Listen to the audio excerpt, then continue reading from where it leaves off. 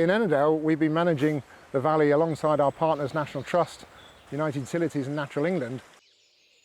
We are trying to be innovative in looking at different ways of managing our forests that we've inherited from people who've done great work in the past, but we're looking for a different future because we've got climate change, flooding, biodiversity crisis. We've developed a vision for Ennerdale as a wilder place for people and nature. Natural processes are given more opportunity to act and deliver the detailed look and feel of the place, and we stand back at a landscape scale and we let nature have more space.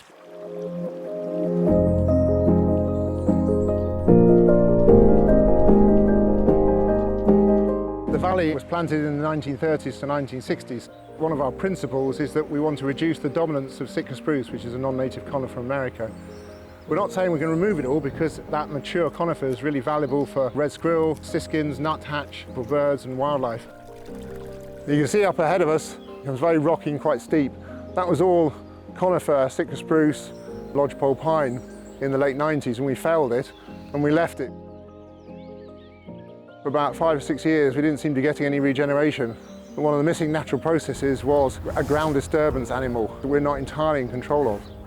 We've taken the fences down and we've replaced the intensive sheep grazing with extensive cattle. Because they're heavy animals, that ground disturbance then breaks through the grassy turf that nature can seed into.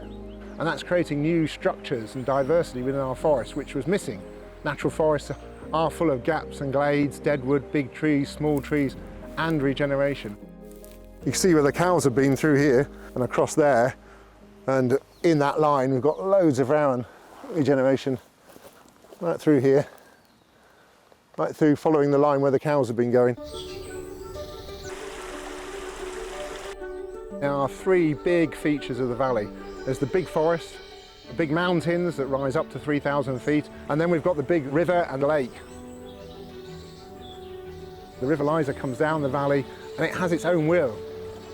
The reason the River Liza is so clear and clean is because of this scrub woodland that's regenerating in the valley bottom. That strips out of the river the fine sediment that makes many rivers become a browny colour.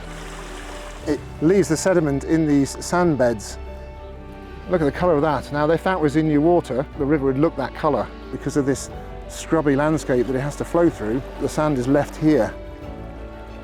These gravel beds are really valuable places for invertebrates, for butterflies. There's lots of hunting spiders in the gravel, and we have a fly here called the stiletto fly that's quite rare as well. So it's a really special habitat. It's very transient, it moves around a lot, but what's created in one place is lost in another, and the next storm takes in one area but creates a new area. So it's constantly moving around, very dynamic habitat. There's so much more to forests than just the trees themselves. It's what happens around the trees, between the trees, and how we can increase treed landscapes